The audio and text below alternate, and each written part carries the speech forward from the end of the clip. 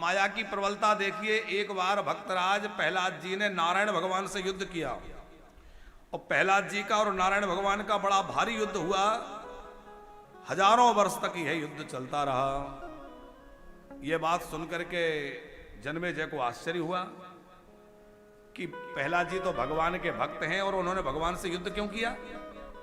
बोले एक बार यह हुआ कि श्री प्रहलाद जी महाराज अपने कुछ राक्षसों को लेकर के, अपने लोगों को लेकर के तीर्थ यात्रा पर गए।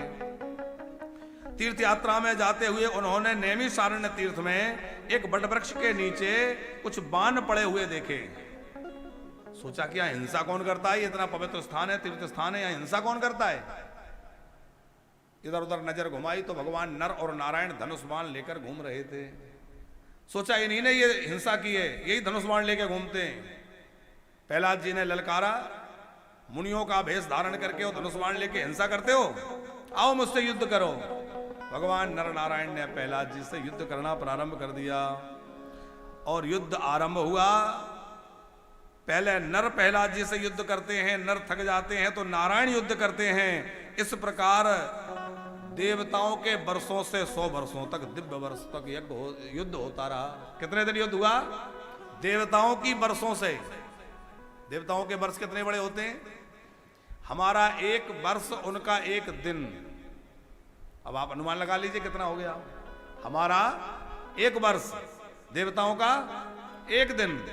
ऐसे वर्षों से 100 वर्षों तक नर और नारायण प्रहलाद जी से युद्ध करते रहे। अब प्रहलाद जी भी कोई कम पराक्रमी नहीं होंगे जो उनसे, दोनों भाइयों से, नर नारायण से सामना कर रहे हैं।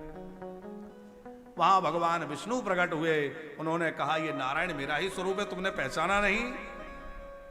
अरे भक्तराज प्रहलाद, अब युद्ध बंद करो। भगवान की स्तुति प्रहलाद जी ने की। ये क्यों हुआ? बोले एक बार प्रहलाद जी के मन में कुछ दुराग्रह आ गया था। भगवान की पूजा में प्रहलाद जी बैठे थे और नारद जी आए तो इन्होंने नारद जी को, संत को महत्व ना दे करके और अपने सेवकों से कहलवा दिया कि इस समय कह दो कि वो पूजा कर रहे हैं।